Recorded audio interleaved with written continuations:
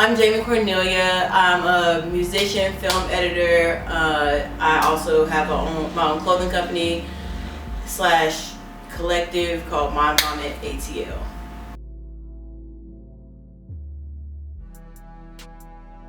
Can you share maybe a couple of vices that you have? Okay, so I feel like there's levels to my vices. I feel like the normal, I hate that it's normal, but like the regular vice that are common that I find in a lot of the underground party scene is like alcohol. I do have like alcoholism in my family, and I've recently unlearned relying. I recently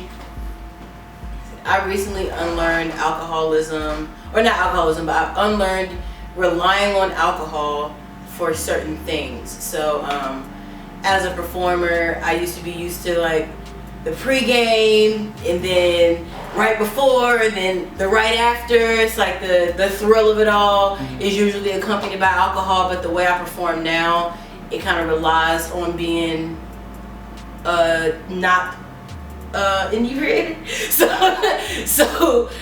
that was, that's advice I'm still kind of learning. And then even with like recording, I've always been one of the ones where I'll pull up with a bottle and an eighth and we lit, you know what I'm saying? Like, and I kind of rely on that up energy in certain creative spaces that I'm trying to like create naturally and not rely on alcohol to make happen. As far as alcohol, you're right, it is very common because that's what I do. Like, I used to go to events and I would say, hey, I need a drink in order for me to be social. And it just became a thing of an excuse for me. And you did say that you have alcoholism, in your family. Do you feel that, do you feel that you lean on alcohol because it was something you saw or something you grew up around, or it was just a thing?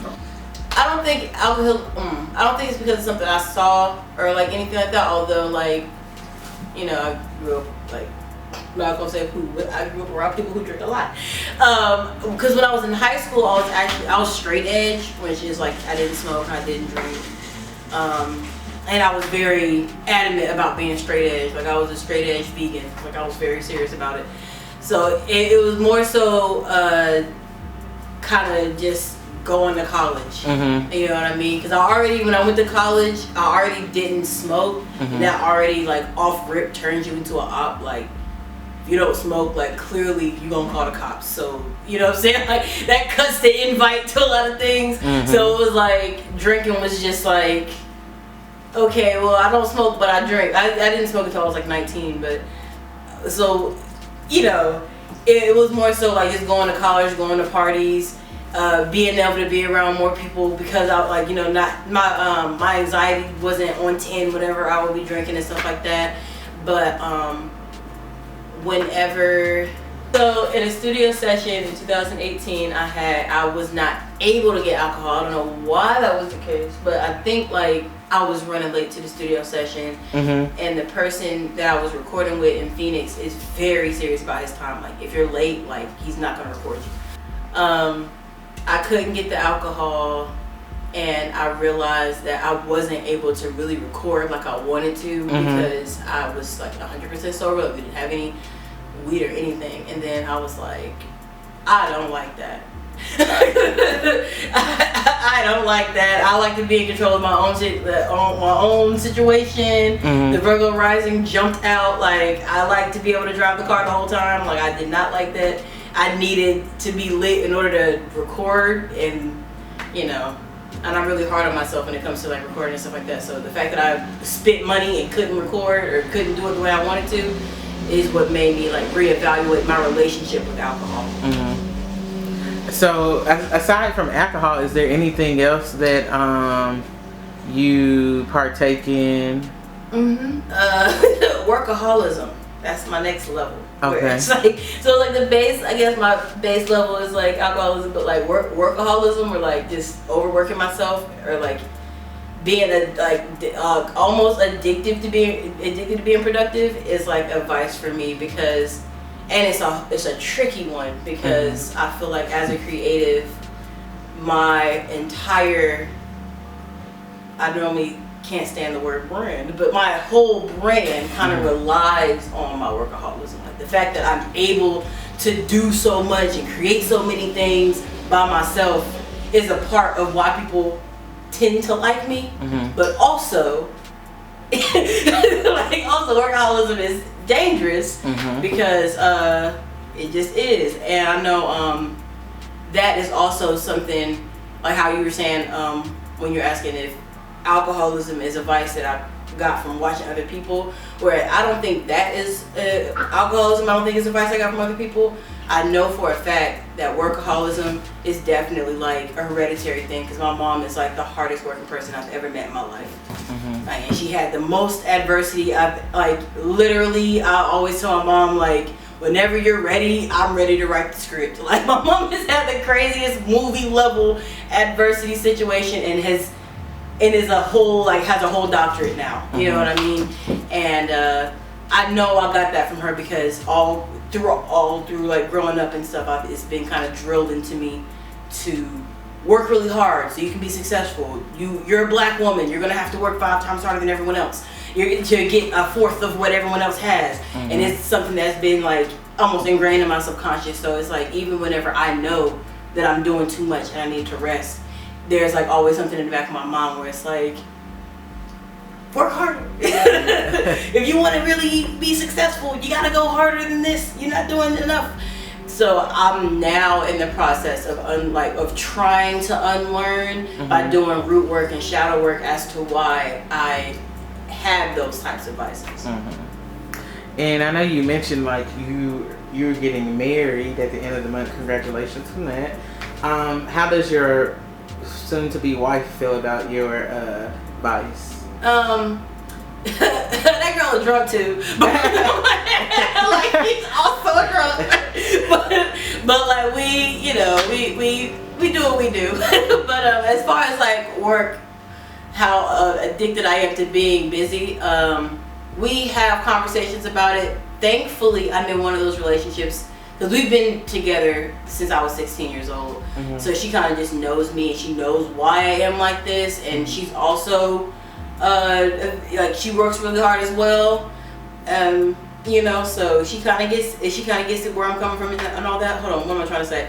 Okay, so I think with that one, we thankfully have an understanding, and we have good communication, and she is usually there for me to like let me know, like, take a day off, let's go. Like, she'll suggest things for us to do that don't revolve around me shooting a video or me performing somewhere, or even like sometimes she'll have to stop me from certain things, where if we go somewhere, like, I'm the type, especially if you're my close friend, like, you'd already know this, but like, I'm the type, we could be literally anywhere. If I have my camera in the back seat, I'm like, ooh, this, pull over real quick. You know what I'm saying? Like, let's just shoot something real quick right here, right now. Like, that's just how I am. Like, especially if I'm with my with friends that also make music. I'm like, oh, let's shoot a scene for your song here. Like, I'm just one of those types of people. But Jack is normally really good at suggesting things and making me leave my camera, or like reminding me to have fun.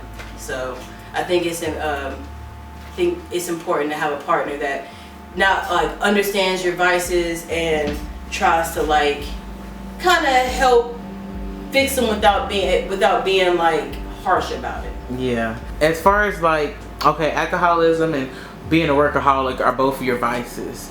I wonder how, like, how would you tell like other people how to deal with their vice that are probably experiencing the same thing? Because I know you're not the only one that's experiencing these.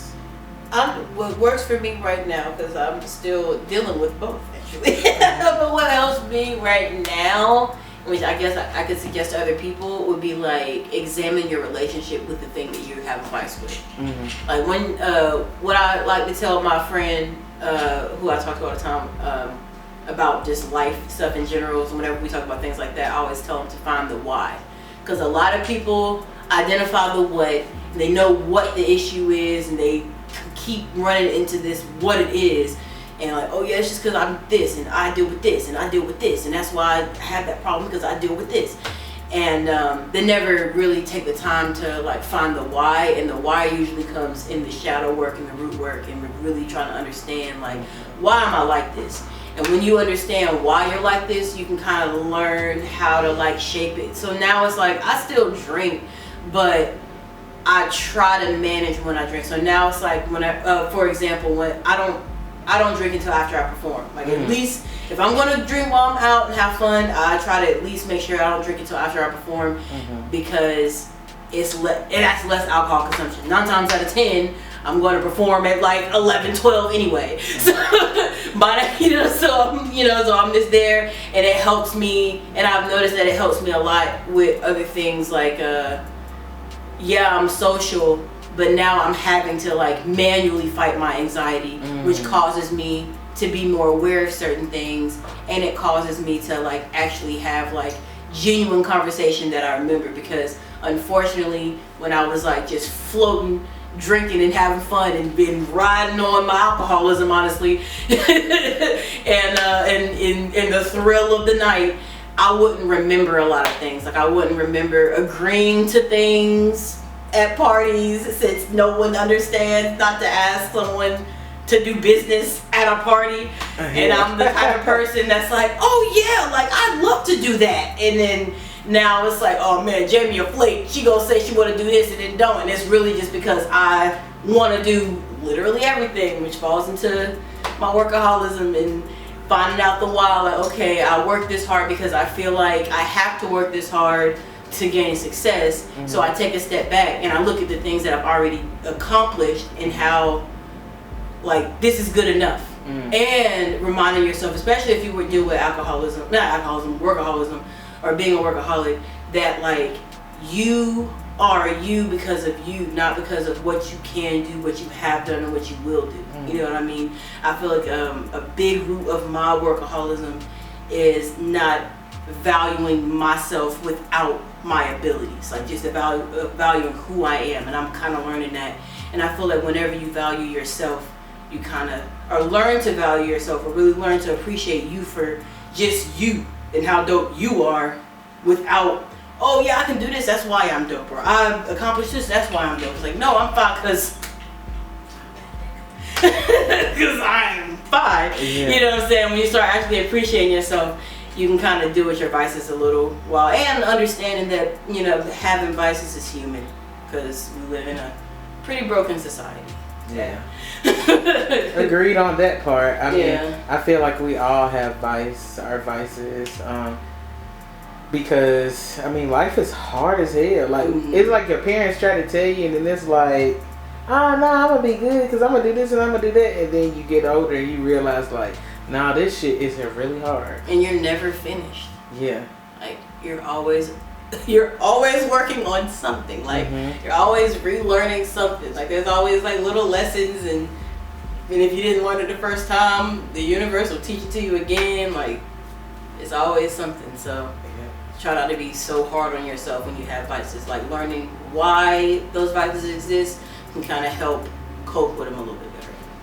How do you deal with mania, you personally? Not suggesting this to everybody, but just for you personally. Well, okay. So dealing with manic episodes and stuff like that, because that's honestly the root of my workaholism.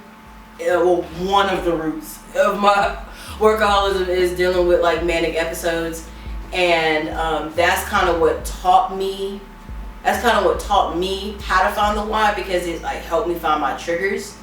And usually, like let's say I just want to emphasize it's my typical manic episode is like it's rooted in impulse, and it's like this thrill of like, you know, it's hard to explain, but it's just this rush of energy whenever I want to do a whole new thing, and I'll spend like 8 hours doing random stuff, and it makes me feel like I'm getting something done, or like that's how That's how a lot of my videos get edited. Like, you know, that's how a lot of my beats get done.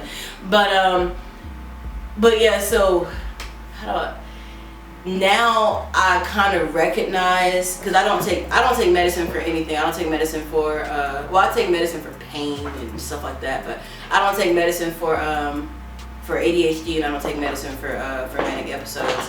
I now just recognize when my triggers are happening because I learned the why. And I learned how to recognize when I'm having episode. I learned how to I know when I'm having an episode, and then I funnel it into something that involves my actual line of work.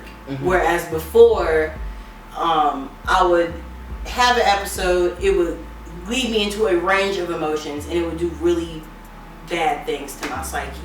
So now it's like I know. I still am learning myself, so I don't really know why 100% I'm made like this, other than just chemical imbalances.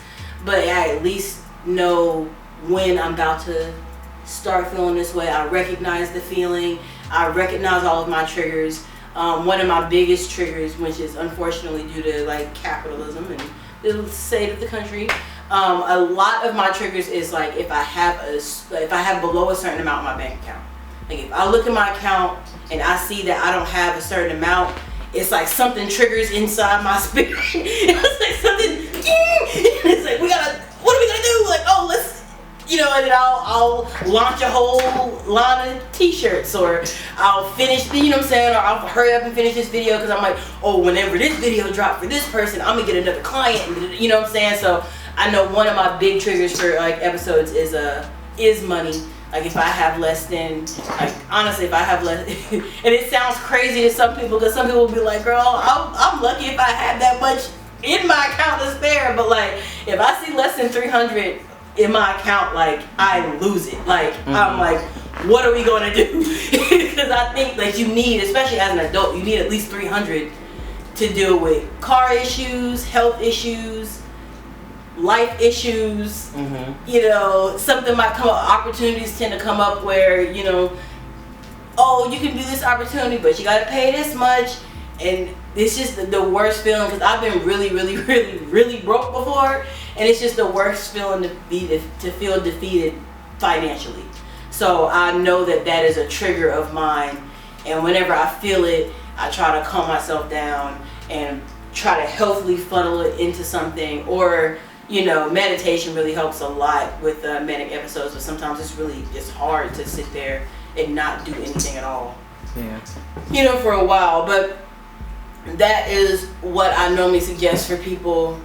I guess I'm going back to the other question, but that's normally what I suggest for other people whenever they deal with like workaholism or even alcoholism, is to find your triggers and find your whys, because then it can like kind of help you understand what you're dealing with and kind of tailor it to your life. I feel like on the same sense, that's probably how you become a functioning alcoholic, but or a functioning workaholic, but we're getting there.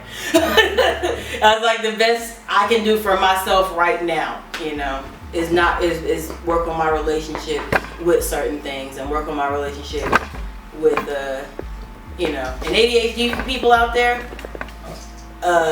Another suggestion, I know I'm probably just rambling at this point, but ADHD people, list. Every morning, I make a list. Every single morning, never fails. I make a list. I have an app for it. I use Google Tasks. Asana is cool if you have a team, but I have a me and a homie, so I use Google Tasks, but I make a list every single morning. And once you put yourself in the mind of a routine, it's easier to cope with ADHD, because if you don't have a routine, you're kind of just like floating on to life. So. No, I definitely agree with like the bank account situation. I don't know. I be going on a frenzy like, oh my gosh, I gotta drive Uber or something. Like I need some money. Like this is not gonna work. I do not like it. I do not like it. I do not like if I look on there, poof. Well, yeah. It's 12 o'clock. I think if I put an ad right now, I'll get somebody to get a graphic. I really be. Ooh. The financial situation is real, especially now, because we done went through every damn thing. Mm-hmm. Like, especially with COVID, like, niggas didn't know if they was gonna be able to pay rent or where they was gonna be living or how they was gonna eat or anything. But COVID kind of changed my life in the worst way and in the best way. Because, like, when it comes to, you know, hey, you could use this for pre-order prices right now. But that is why I got into Bandcamp as hard as I did, because I've been really putting energy on my Bandcamp since the beginning of quarantine, and it's just so important to me in general to have like ways of income that keep going while I'm working, so that part isn't even triggered. Like if I'm putting energy towards something else that I don't have to do anything to make money, like I can just record the song, put it out there, people that actually support me can find and have a way to support me. That helps. Thinking in advance instead of like being reactive with your funds helps a lot. Yeah, I agree with that. I'm thinking like, because a lot of times with finances and the triggers and of all that and workaholism and all that the financial trigger is usually because it's kind of rooted in my ADHD too, because it's like for a long time I wasn't focused in how to, you know what I'm saying, I was just making money when I needed to make money and losing my mind when I needed to make money, and you know what I'm saying, now it's like I've learned how to like be okay well in advance, so I'm not even tripping off it no more. Yeah. And money always comes back. Sometimes it's hard to remember that when you don't have any, but money always comes back. It sure does. Yeah, I think that was an important thing. I don't know, COVID, I feel like I didn't really save money. I saved some, then I spent it all, then I went out and, you know, got a second job and saved it, paid stuff off, but I spent it on food. I mean, I spent it on alcohol and food. I spent on alcohol and food. That's what I did. I tried a bunch of food. Yeah.